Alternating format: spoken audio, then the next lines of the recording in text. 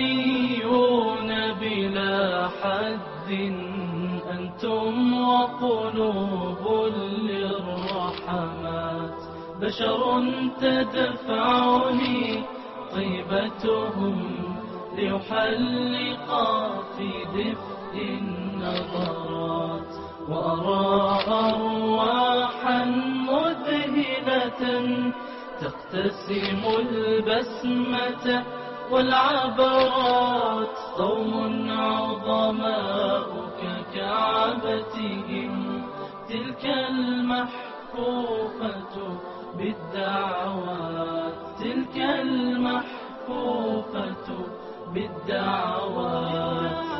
يا رب ارحم من أرشدني واجعله موفور الحسنات، اهداني حسن معاملة ودعاني بسلوك وعظات، من يهدي للجنة نفسا فعليه الرحمة والبركات، خير من حمر النعم ومن ما في دنياه من الخيرات.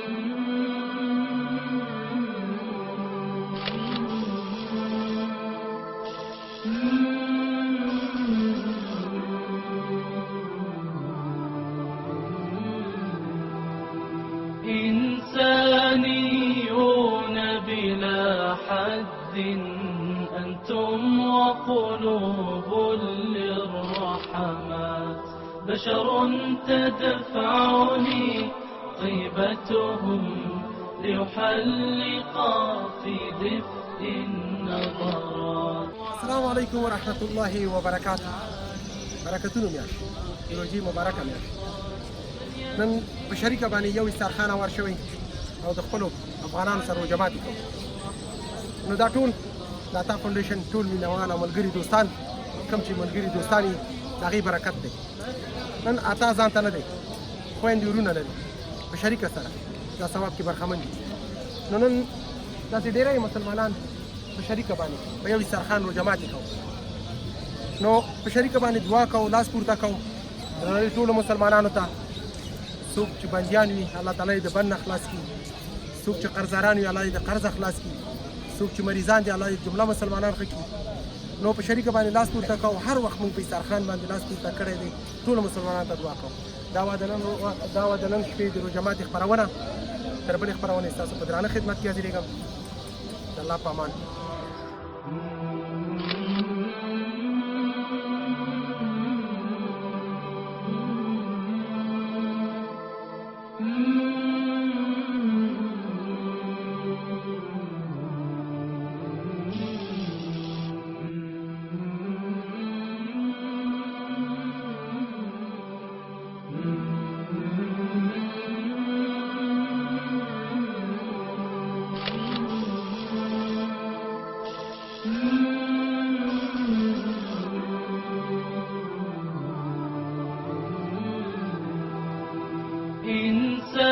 إنسانيون بلا حد أنتم وقلوب للرحمات، بشر تدفعني طيبتهم ليحلقا في دفء النظرات، وأرى أرواحا مذهلة تقتسم البسمة والعبرات، قوم عظماء ككعبتهم